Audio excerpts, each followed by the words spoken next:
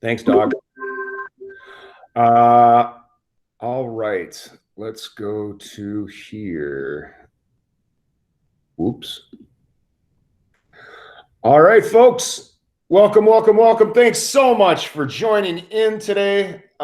Here's what we got going. I think today is probably going to be another short one, probably about 20 minutes or so, because I do want to give you ample time to get going on one of the play posits if you haven't done that already. So we're going to start out with a little term review. We're going to play 3 rounds of Quizlet Live, and then I've got 2 supplemental videos that I want to show you. One is on the Sioux Uprising or the Dakota War, depending on your perspective on that. Second is on Sherman's March, which is one of the most controversial parts of the American Civil War. Okay, so hopefully I'll be able to show you perspective on both sides of that issue today. And then you should be able to see the part 2 of the Civil War lecture is available on PlayPosit. Like I said, I don't inundate that thing with questions. I think you have about 3 questions that you have to answer from that PlayPosit. And we'll take a look at due dates here in just a little bit. Then we'll finish out the hour with a little term quiz, and I will stick around if you have any questions or you require further feedback on your Flipgrid or anything like that. But before we even hop to Quizlet Live, I want to show you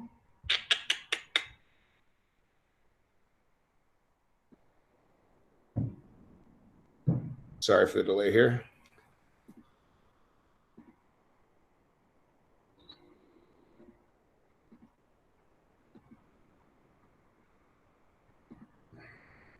Sorry, folks.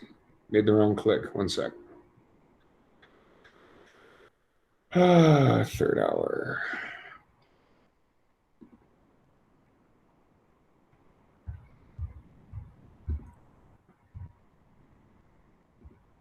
All right.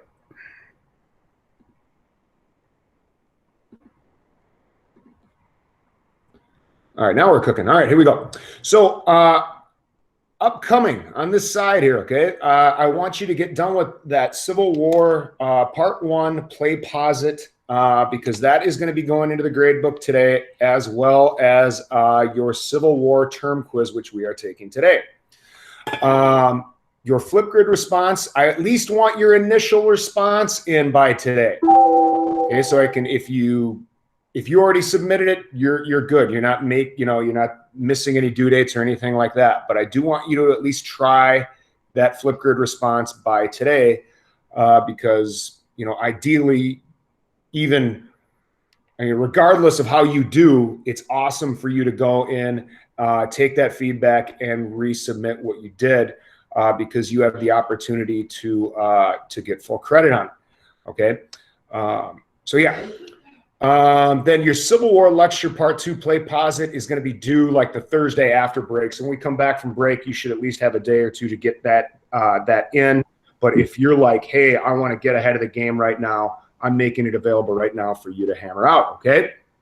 Okay. The Civil War one was from last week, right? Was the Civil War one the one we did last, or the Civil War Part 1? Yeah. Last week. Okay. Civil War Part 2 is available today. Gotcha. Right? So pay attention to those due dates right there. I am going to be posting grades because we are in week 3. So I'm going to be posting grades after I update the grade book later today. So early this afternoon, I'm going to take all those quiz grades and throw them in the grade book.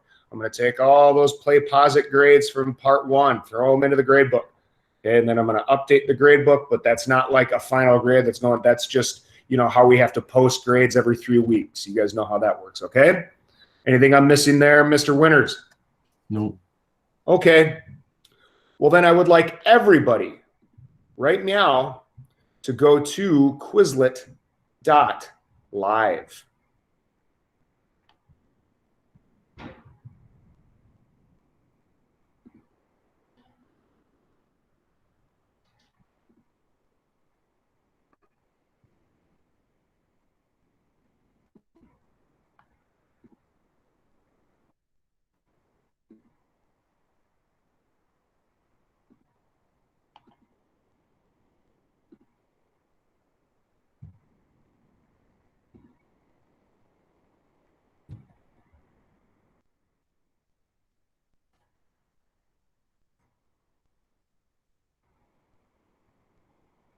Quizlet.live 300-736.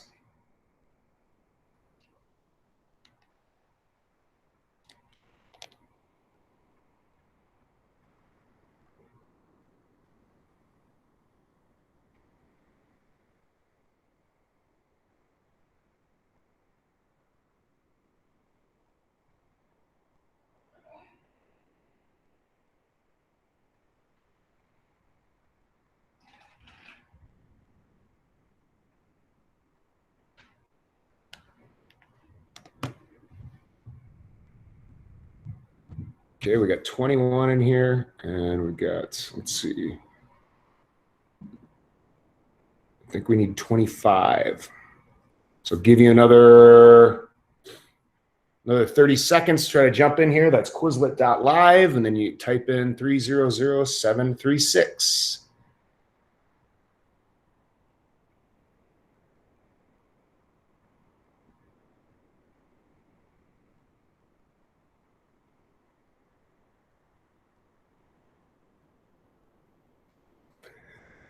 All right, my dudes, here we go.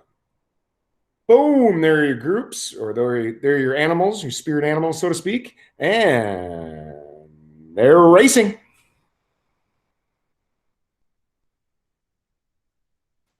Oh, everybody's out the gate pretty fast here. Missing the music, aren't you? I was hoping you could just hum us a tune. I could go get the bells again. The bells. I liked your recorder. I thought that was better. Could pull out my wife's alto sax, but I haven't played that since 8th grade, so I don't know that that'd be very good. Really? Yeah. I played that in high school. I quit in 9th grade. You would, quitter. Hey, I was second chair. No one could beat out Brenda Felmley. I've heard that. She was a star. Her alto saxophone prowess. There was like 15 of us. Oh, of course it did. Growing up in the 90s, every band had about 30 saxophones, and we had like 15. But that was with one middle school. Oh, that's funny.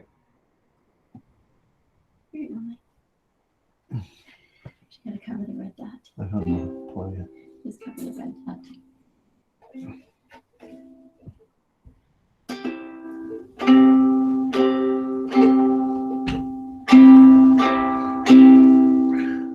We're playing Quizlet Live. We're playing Quizlet Live. We're playing Quizlet. As you can see, I'm not a very good creator. What's the matter with you?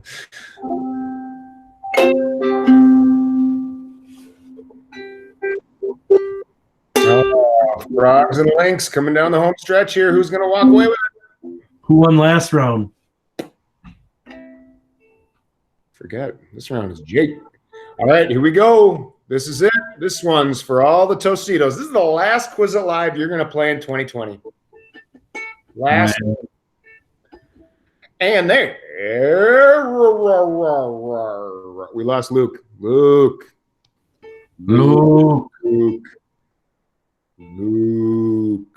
Feel the force, Luke. Nice. And they're racing. Are you really going to miss 2020? Anybody?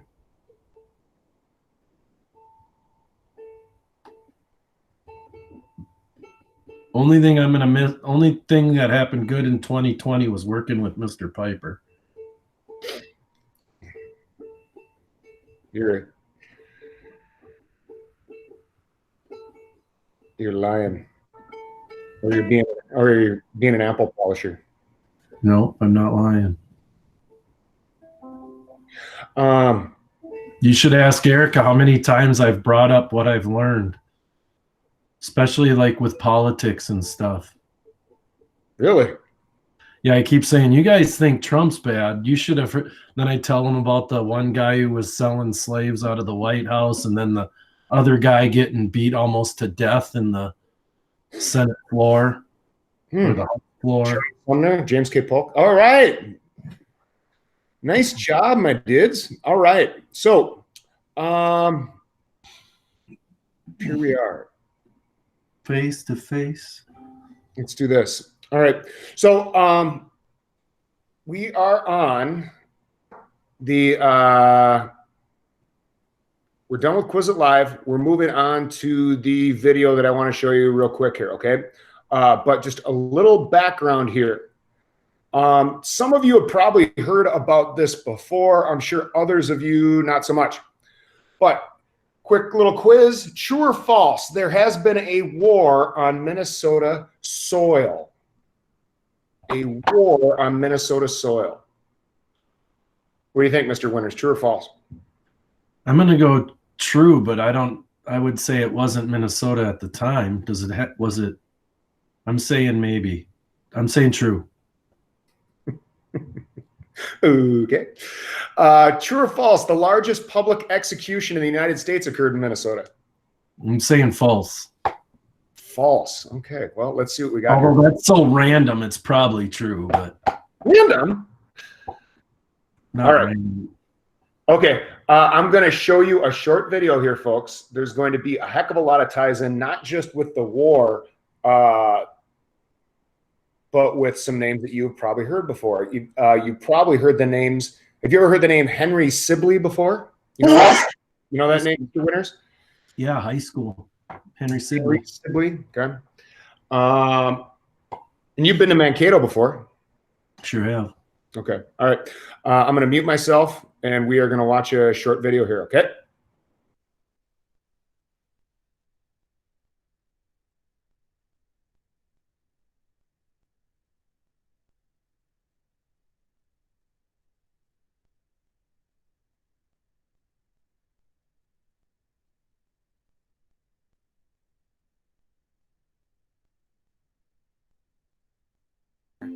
In the 1860s, more and more settlers were flooding into Minnesota. Game animals were getting scarce, and there was growing competition between Dakota people and Euro-Americans hunting for meat. Crops had been poor in 1861, and the Dakota had little food stored for the winter. They were starving because they were not allowed to go off the ridge to hunt. So when the game left for the plains, they had nothing left. The payments that Dakota had been promised from selling their land to the U.S. government were late. Traders were nervous, and many of them cut off credit to Dakota hunters. A government agent refused to distribute food to the Dakota, and although Dakota farmers shared food with their relatives, it wasn't enough. When the U.S. government, who made a pact with us, will not live up to its agreement, we have to then defend ourselves. Our ancestors fought for our survival. They had to go to war to fight for survival. If they wouldn't have fought, we would all just died. We would have starved to death. On August 17, 1862, 4 hungry Dakota hunters killed 5 white settlers at Acton Township, Meeker County. Some Dakota seized that moment to declare war on the whites who would not keep their promises and to reclaim their homelands. In the early morning hours of August 18th, they went to war. The Indians attacked the wrong people. They should have attacked the federal government and the fort, but they didn't. The Indians attacked unarmed whites, defenseless, generally peace-loving people. Over the next 6 weeks, a series of attacks, raids, and battles in the Minnesota River Valley and beyond left thousands dead, wounded, captured, and displaced. What if a foreign country was encroaching onto your land? Would you retaliate, or would you keep moving and let them take your land? We need to see the minds of Dakota in saying that we are warriors. During the war, Dakota people and settlers alike had seen their homes and families torn apart. The trauma didn't end when the fighting stopped. 38 Dakota men were hanged in the largest mass execution in U.S. history. Months dragged into years of imprisonment, You did say true to both questions, displacement, right? and death.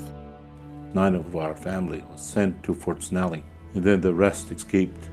And there must have been a lot of them that died there. And what happened to them?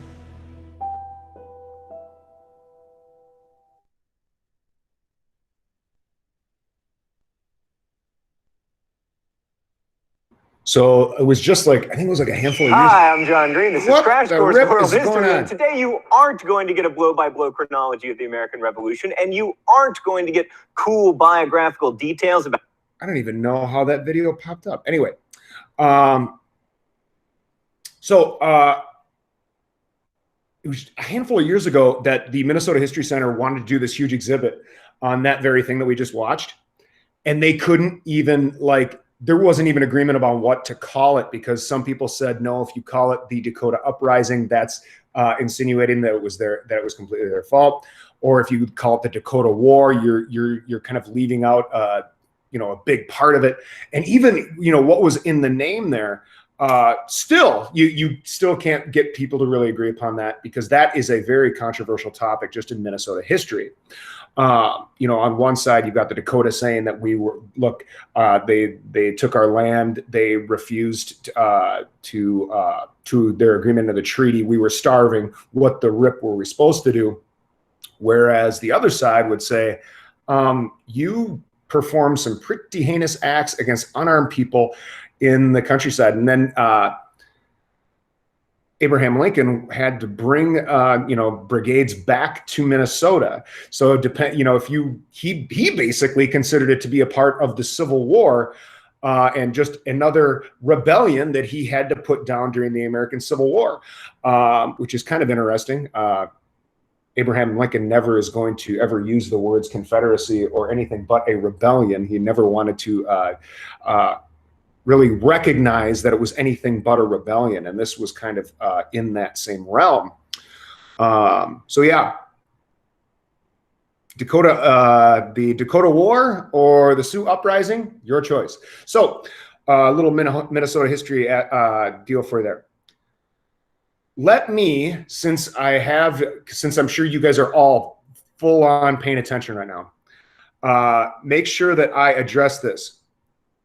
Flipgrid feedback has been, like, I've given feedback to just about everybody. Let's just name one like, I've given feedback to everybody that has submitted, that has gone into the You're going like crazy, Pieper. What's that? You were just like glitching like crazy.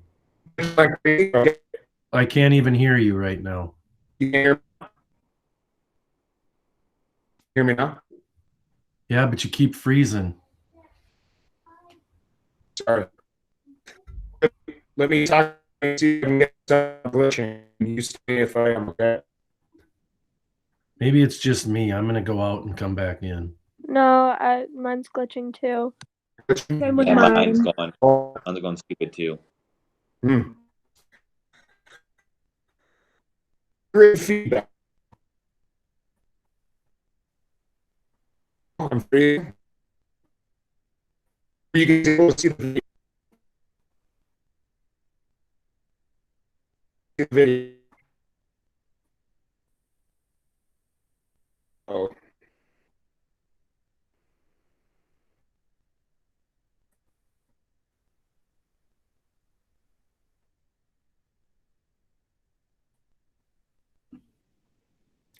Maybe you should go out and come back in, Pieper.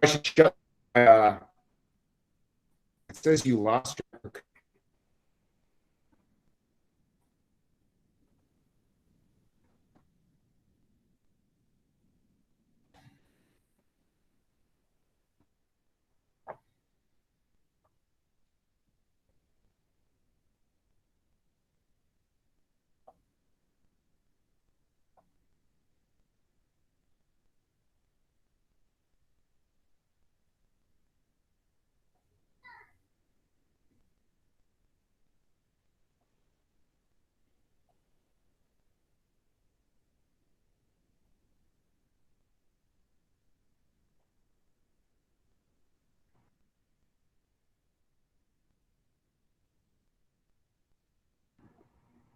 All right, I shut a couple things down. Can you guys hear me now?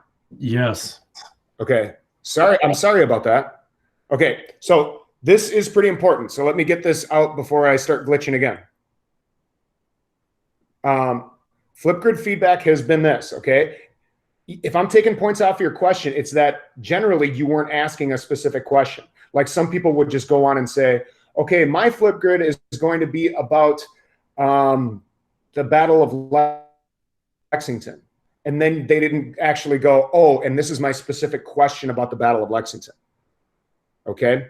If I took points off in your content, it was probably because you asked a question like, what would have happened if the Battle of Lexington would have gone the other way? Or what would have happened if the Battle of Yorktown would have gone the other way? And then they answer it by going, well, I think that this would have happened. And it's like, this isn't speculation for the point of you like daydreaming about what might have happened. What I want you to do is ask your question, actually research, go out there and try to find like, hey, here was one article saying that this would have been the conclusion, or this is another article, and this is the stuff that I learned.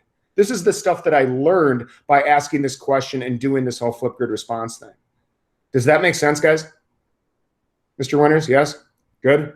Okay. So while I'm not glitching, I'll show you this other video that is pretty important. This is going to supplement that second, play posit that you guys have available today. Okay. So one of the most controversial parts of the American Civil War was something called Sherman's March. Okay. General Sherman is going to end the war by dividing the South up literally and figuratively. As he marches through Georgia, he destroys everything and he brings the war to the people of Georgia. Now, depending on your perspective on whether or not you agree with the Geneva Convention or even like, I don't know, just war theory, okay? War is not supposed to be, brought to the people, not supposed to be brought to the civilians. Okay, so you ask somebody from Georgia or the Deep South today what they think about William Tecumseh Sherman, and I can guarantee you they're going to have an opinion about him, and it's probably not going to be a good one. Okay, so I want you to, same thing that we just did with the last video. I want you to try to identify what the two perspectives are on this video that you watch right here. Got me? Was that clear, or did I glitch again? No, you didn't glitch.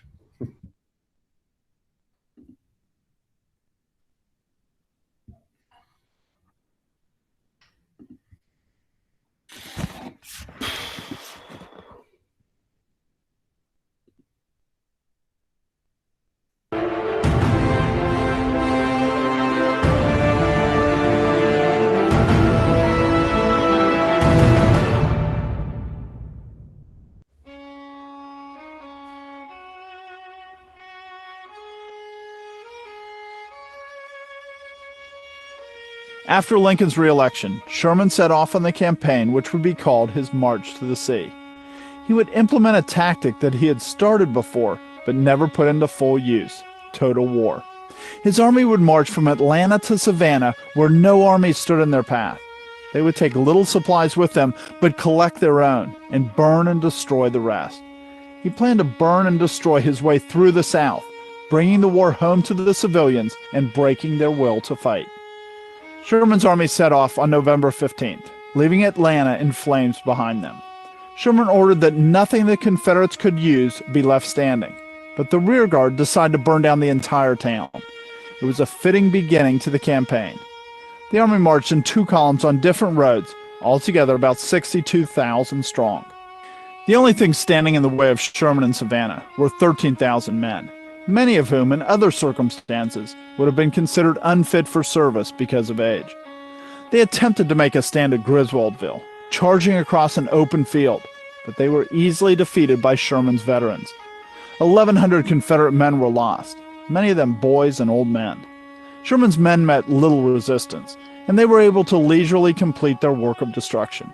Each day they destroyed a section of Georgia 10 miles long and 30 to 50 miles wide. They systematically tore up the railroad, and then heating the ties until they were bendable, they bent them in a hook around a tree, leaving Sherman's neckties, as they were called, scattered around the state. Sherman's orders were for foraging parties to be sent out to collect supplies for the army without entering into homes. Violations of these rules were often overlooked. The skill and success of the men in collecting forage was one of the features of this march. Each brigade commander had authority to detail a company of foragers, usually about 50 men, with 1 or 2 commissioned officers selected for their boldness and enterprise.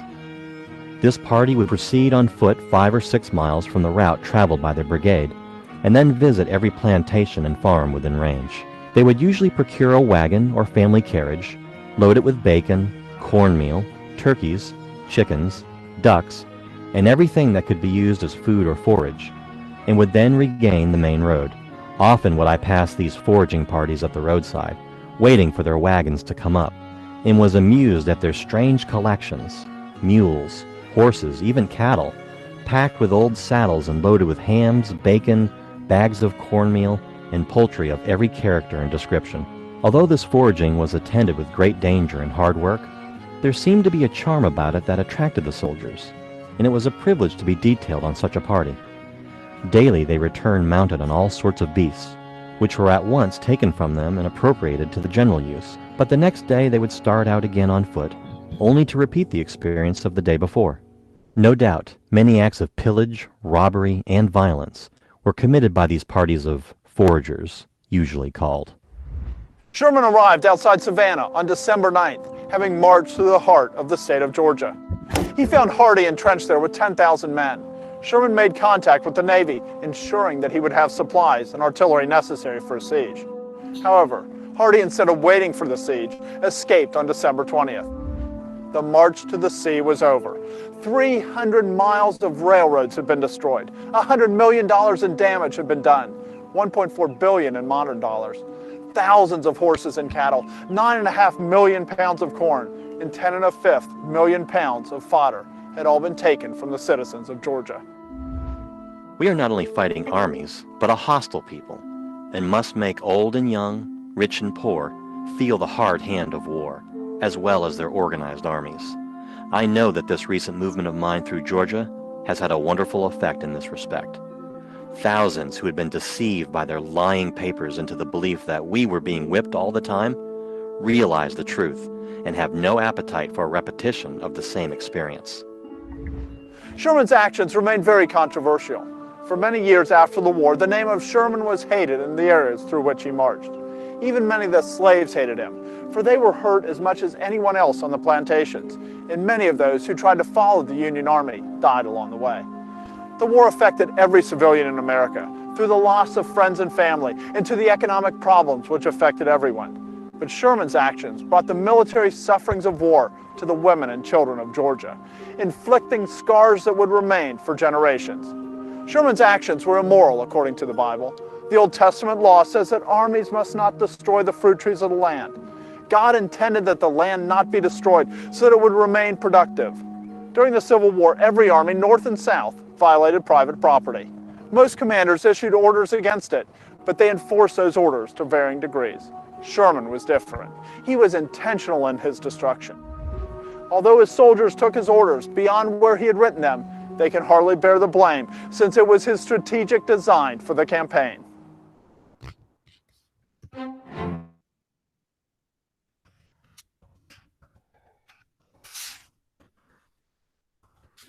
Okay, so I still love the way in which they show even Sherman's words about how he was referring to what these troops were doing as they was marching south. He didn't call it war profiteering or pillaging. He called it foraging. They were just trying to get supplies that they needed.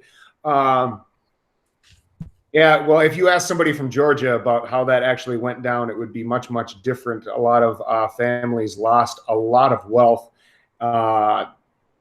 into the Union Army. So yeah, that's a pretty controversial part of the American Civil War. And you will hear a little bit about that in your Part 2 lecture, which is available on Schoology right now. So remember, I mentioned that grades are getting posted. Yes, did you miss that part, or you guys heard that? Yes. Okay, grades are getting posted. It's just your week 3 posting. It's nothing official. It's just how it works. So I will be updating the grade book and posting grades later today. Anything I missed, Mr. Winters, or can we hop right into that quiz? I don't know. Can you hear me? Yep. No, nothing you missed. All right. I have a split screen going, so I don't know if I have my mic on.